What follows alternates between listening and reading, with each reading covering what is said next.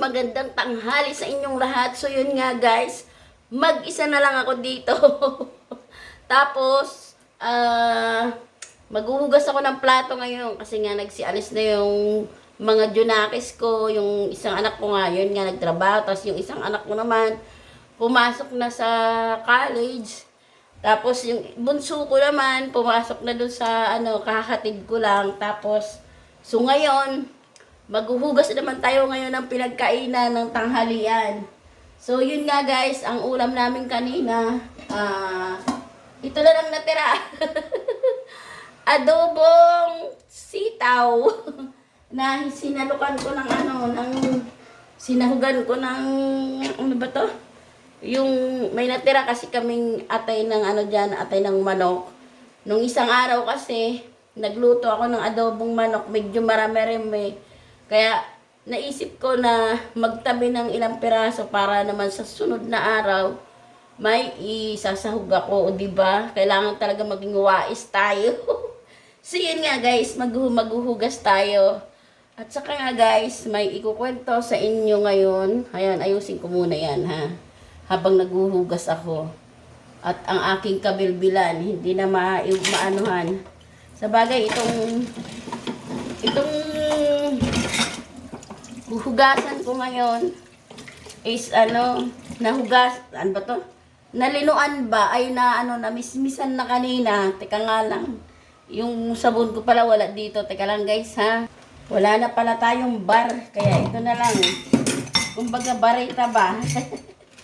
Ito na lang tong powder. Kasi naman hindi tayo makapaghugas.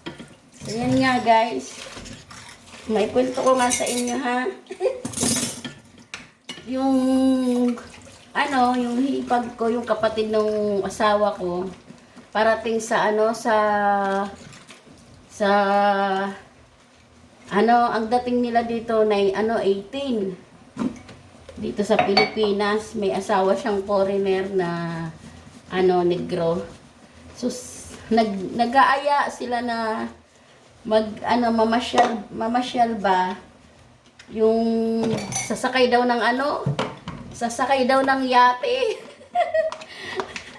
Aba, nung niyaya kami, bigla akong kinabahan guys, kasi di pa naman nakasakayan ng yate. Tapos, iniisip ko, kung sasama ako, kasi nga nahihiya naman ako guys, na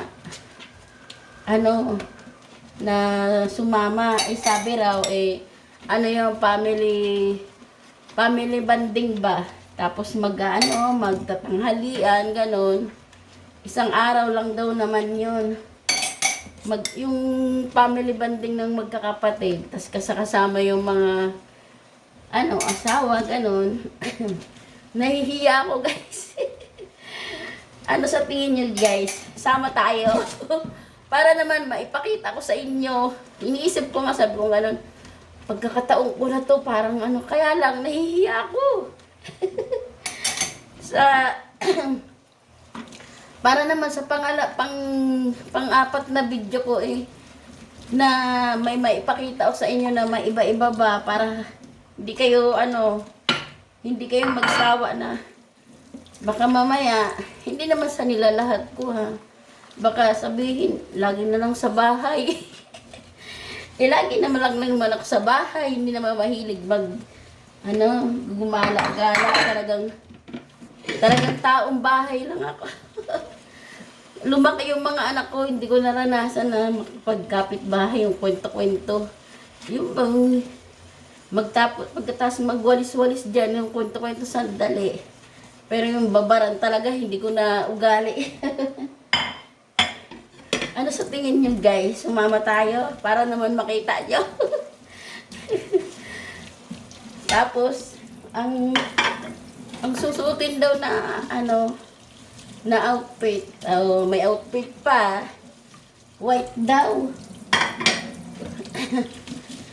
Sabi kong ganon. Sabi nung mister ko, mag-white daw kami. Sabi ko gano'n, tumingin kami sa ukay-ukay. Excuse me. Tumingin kami sa ukay-ukay, baka makita kami. Na ano, bay, kasi nakakahiya naman diba na sumama kaming ano, sila, tudubo, sigurado yung tudubo. Ano sila, yung mga suot siguro nila. Tapos, nakakahiya ka, sumama na ganun lang ang suot. Sabi, kung ano lang daw mayroon. Sabi ko nga sa mister ko, total, mura lang naman yung ukay-ukay. Magtingin kami ng, kasi sa ukay-ukay naman guys, marami naman talagang magagandang damit doon. Yung mamili lang eh. Kaya siguro guys, bukas, sahod ni Mang Ronnie, baka magtingin kami sa ano, sa ukay. Maraming magagandang mapagpipilian doon.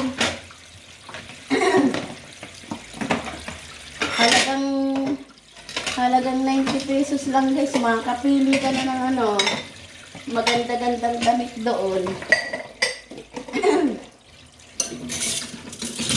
Tapos, pagkatapos ko naman ito mga bandang 2:30, pupunta naman ako ng school. Kaya naman guys, hindi ko maipakita. Gusto ko sana ipakita sa inyo yung pagpunta ko ng school. Kaya lang hindi pa ako sanay, nahihiya pa ako. Nahihiya pa ako yung habang naglalakad ba tapos nagsasalita. Pasensya na guys, at inuubo-ubo ako. Paano kahapon umulan? Nagsundo ako. Tapos yun, na ulan-ulanan. Biglang lagasan ng ulan. Buti na lang si Sinab, napasakay ko doon sa may ano, na ipasabay ko sa may motor. Tapos ako naglakad na lang ako papunta rito. Siguro ang layo ng school mula dito sa amin, mga apat na kanto. Yung layo. Kaya yun, pagdating ng gabi, ano na, parang masama na yung pakiramdam ko, masakit ulo ko. Tapos, ayun na, umuubo na ako. Ayun, ganito yung ano ko. Ito yung lagayan namin ng ano, ng aming tubig. Hindi ko na ganong inaanahan ng ano, ng sabon kasi yung gamit ko ngayon, powder. Mangangamoy sabon tong ano, lagayan namin ng tubig. Tapos ilagay sa ref. O, diba? May inumin na. Tapos guys, yung ref namin, parang nagluluko na. Yung ano na yung lamig, magdamag kagabi, hindi na ayos. Siguro sa saksakan o ano, pinapatignan ko nga yung kay Mang Ronnie. Hindi pa naman maasikaso dahil nga may trabaho pa. Pa siya, nagtatiles pa siya. Minamadali nga ng may-ari yon kasi nga gusto ng lipatan. Sabi ni Mang Ronnie, mga 2 araw pa raw tapos na. Yung ginagawa niya kasi yung mga dingding sa may harapan ng bahay. Yun ang nilalagyan niya ng tiles. Lagay muna natin to guys. Kaya ngayon, ako lang mag-isa ngayon dito. Tapos, nasaan ba yung saging? Excuse me. Umubo talaga ako. Tapos may nagbigay pala sa amin ito, oh. Saging na ito. Ganito hilaw pa. Matamis daw to eh. Tapos itong saba. Ayan. Binigay din sa akin ng kapitbahay namin. Oh. Mga 6 na peraso. Inabutan niya ako. Kaya may May nguya-nguyain tayo. Bago magsundo mamaya. Tayo. Kain tayo guys, saging. Huwag na natin ilaga. Sabi nila, pag kumain daw ng saging na hilaw, maganda raw sa katawan yun. Lalo na sa mga buto-buto natin. Ay, excuse me.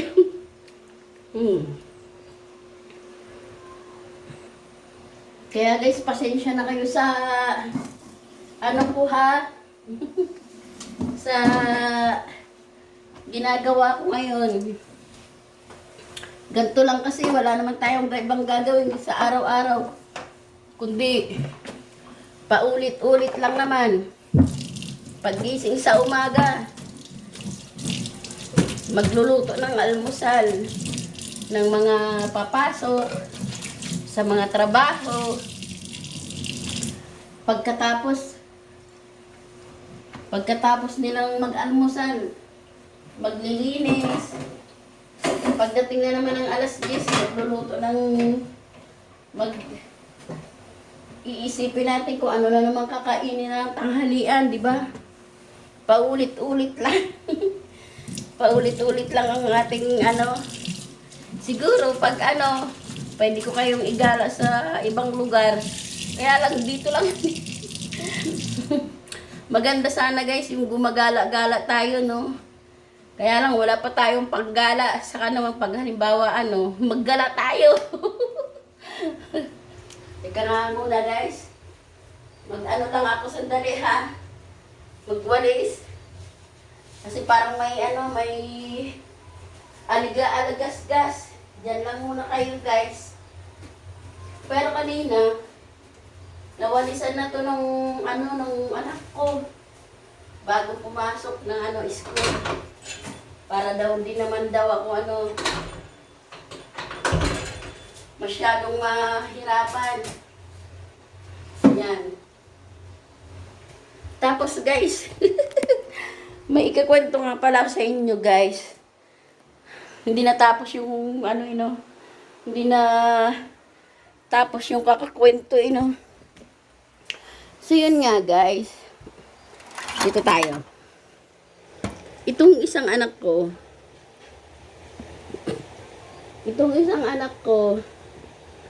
yung nagtatrabaho dun sa Olongapo, sa sahod na. Tapos, sabi sa akin, mami yung tawag nila sa akin Kahit na mahirap, mami pa rin, o diba? Kasi yun nga sabi sa akin, mami, sa sahod ako ng 8,000. O diba, malaki-laki na yung sahod ng anak ko. Excuse. Hala, ba to?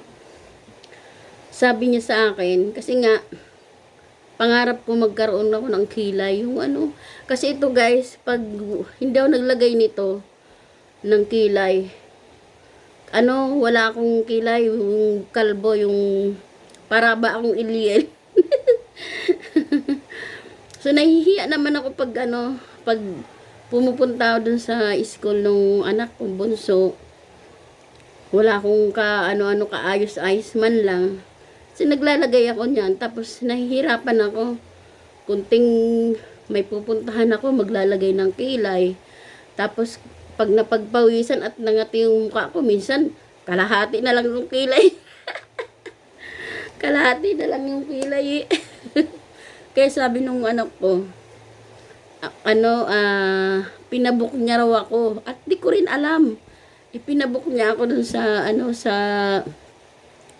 may dito sa may balanga sa amin. Sa linggo na daw. Hindi ko alam kung ang tatanggihan ko. Syempre, ba't ko tatanggihan yun yung airport, airport nag-airport yung anak ko. Kaya sabi ko, sige, tuwan-tuwa ako. Tuwan-tuwa ako sa Kaya lang ang bayad niya doon, 2,000. Dapat, nung nag-promo daw, nung nakaraang araw, 1,770 ata yun. Kaya lang ngayon daw hindi na promo. 2,000 tapos may paano daw, may skincare daw, aywan ko. Tapos, basta pumunta na lang daw ako ng alas 9 ng umaga sa linggo. So ayun nga guys. Kaya nga sabi kong ganun, hindi ko alam kung ako matutuwa kasi nga kinakabahan ako, natatakot ako ba matusok-tusok yung kilay. Sabi ko, sige na, sabi ko ganun. Ako pa talaga yung sige na. Kaya yun, pupunta ako sa kaya abangan natin guys sa pagpapakilay ko, ipapakita ko sa inyo guys. So, hanggang dito na lang muna tayo guys. Please, ayun na naman no. Please, ano ba to? Ano ba to yung sinabi ko nung kaparaan? Ayun, pasuporta ako. Ayun, pasuporta ako sa aking channel. Sana dumami tayo. Pa-subscribe. Ano pa ba? Tapos, na rin. Basta. So, hanggang dito na lang muna guys. Kita-kita ulit tayo sa susunod na vlog ko. Bye-bye. Bye-bye.